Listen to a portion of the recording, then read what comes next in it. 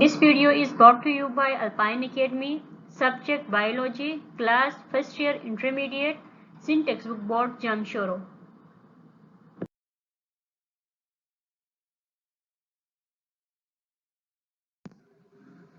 बिस्मिल्लाहिर्रहमानिर्रहीम, अस्सलाम वालेकुम। आज हम chapter number 6 the kingdom prokaryotes, जिसका पुराना नाम किंगडम मुनिरा था, उसको डिस्कस करेंगे। द किंगडम प्रोकैरियोट, जिसका दूसरा नाम किंगडम मुनिरा था, ये ऐसे ऑर्गेनिजम्स हैं जिनमें जो है न्यूक्लियस जो है वो वेल अरेंज फॉर्म में या वेल डिफरेंट न्यूक्लियस जो है इनमें नहीं पाया जाता है। Prokaryotes were the earliest organism and they lived and evolved all alone on Earth for 2 billion years ago. जो प्रोकैरियोट जो है कहा जाता है कि ये 2 बिलियन ईयर्स एगो जो है ये अर्थ पे पाए जाते हैं। उस वक्त से ये अर्थ पे पाए जाते हैं और कहा जाता है कि ये अर्लीस्ट ऑर्गेनिजम्स है अर्थ के, क्योंकि अर्थ में शुरू में जो ऑर्गेनिजम्स पाए जाते थे, ऑर्गेनिजम्स मीन्स यानी ऐसे ऑर्गेनिज्म जो है वो कहा जाता है जो लिविंग बॉडीज होती है उनको कहा जाता है ऑर्गेनिजम्स, या चाहे वो यूनिसेलुलर हो चाहे वो मल्टीसेलुलर हो, उनको ऑर्गेनिजम्स कहा जाता है। तो प्रोकैरियोट्स जो है वो 2 बिलियन ईयर्स एगो जो है अर्थ पे ये पाए जाते थे।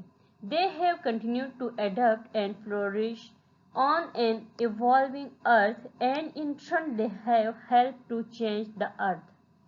अब जो है according to scientific point of view ये कहा जाता है कि अर्थ में जो है वो चेंज आ गया है, कुछ इन्वायरमेंटल कंडीशंस या फिर कुछ इवोल्यूशन की वजह से या फिर एडाप्टेशंस की वजह से जो है इसमें जितने भी ऑर्गेनिजम्स पाए जाते हैं उनमें कुछ चेंजेस आती चली गई।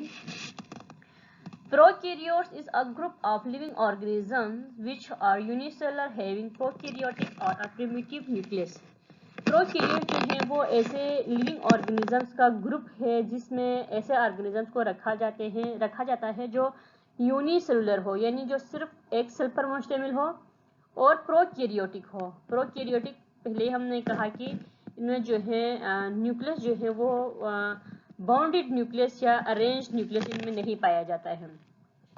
Prokaryotes are unicellular organisms called bacteria in which each cell contains a single DNA molecule collide in a loop and not enclosed in a nucleus.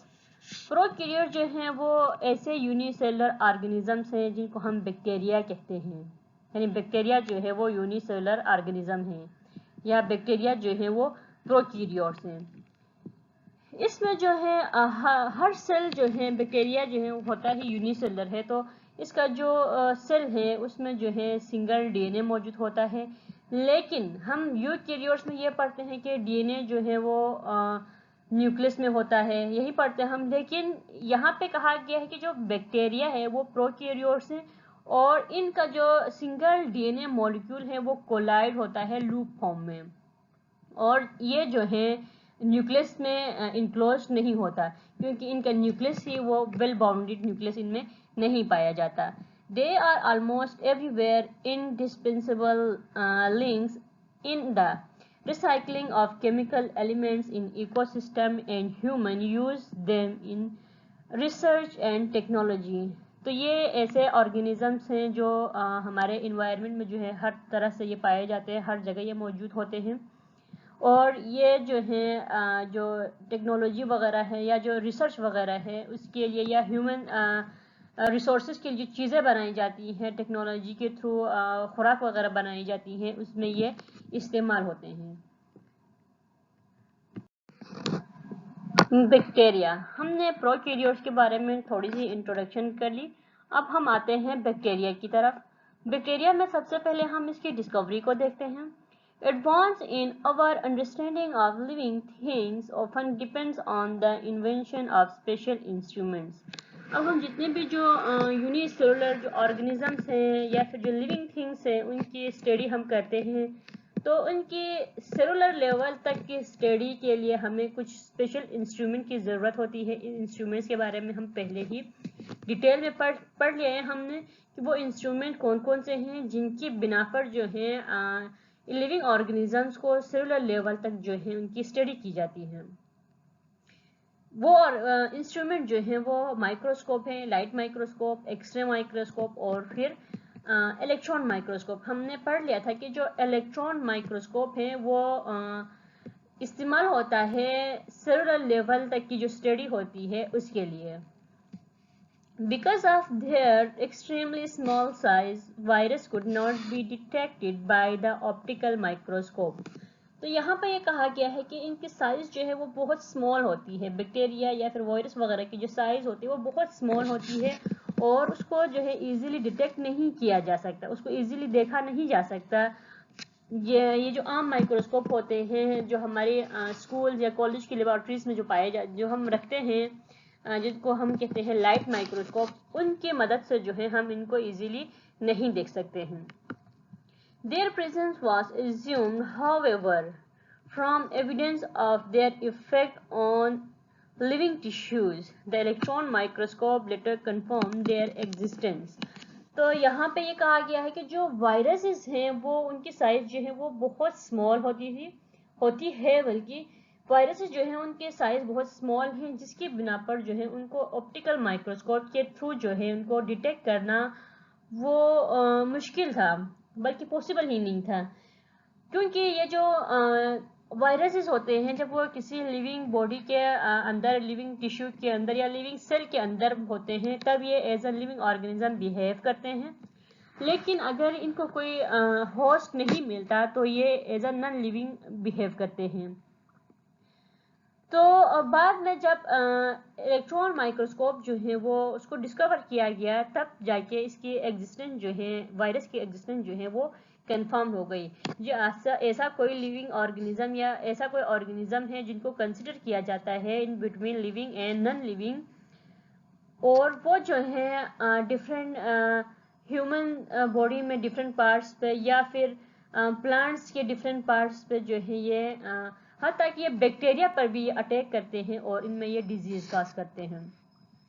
It was not so with bacteria, लेकिन इसको bacteria के साथ नहीं रखा गया है क्योंकि तमाम बैक्टीरिया जो है वो हार्मफुल नहीं होते, लेकिन वायरसेस जो है वो हार्मफुल होते हैं। कुछ बैक्टीरिया जो है वो हमारे लिए बेनिफिशियल भी होते हैं।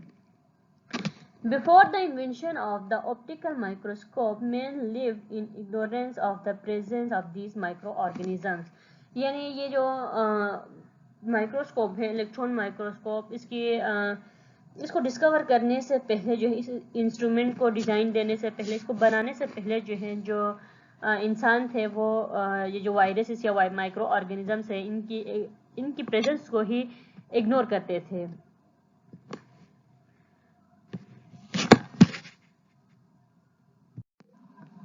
A.V. Leeuwenhoek 1673 was the first to observe microorganism.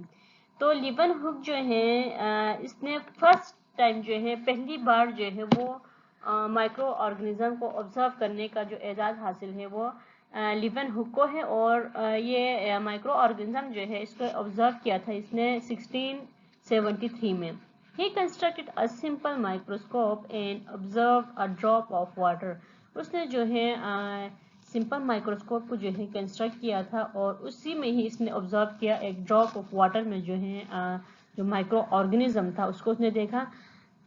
लीवनहुक discovered life in a form that was unexpected, यानी इतनी छोटी सी जान जो है जिनको हम वायरस कहते हैं या बैक्टीरिया कहते हैं, उसको जो है फर्स्ट टाइम ऑब्जर्व किया लीवनहुक ने, और उसने उस इंस्ट्रूमेंट के थ्रू जिसको उसने कंस्ट्रक्ट किया, जिसको हम कहते हैं सिंपल माइक्रोस्कोप, उसी के ज़रिए जो है इसको उसने देखा था। Thanks for watching. इस टॉपिक से रिलेटेड कोई भी क्वेश्चन हो तो आप हमें दिए गए ईमेल एड्रेस पे मेल भी कर सकते हैं, दिए गए नंबर पे मैसेज भी करके पूछ सकते हैं, या फिर कमेंट बॉक्स में आप क्वेश्चन करके छोड़ दें, आपको जवाब मिल जाएगा। अभी तक आपने हमारे चैनल को सब्सक्राइब नहीं किया है तो सब्सक्राइब करें और नए लेक्चर्स हासिल करने के लिए बेल आइकन को क्लिक करें। शुक्रिया।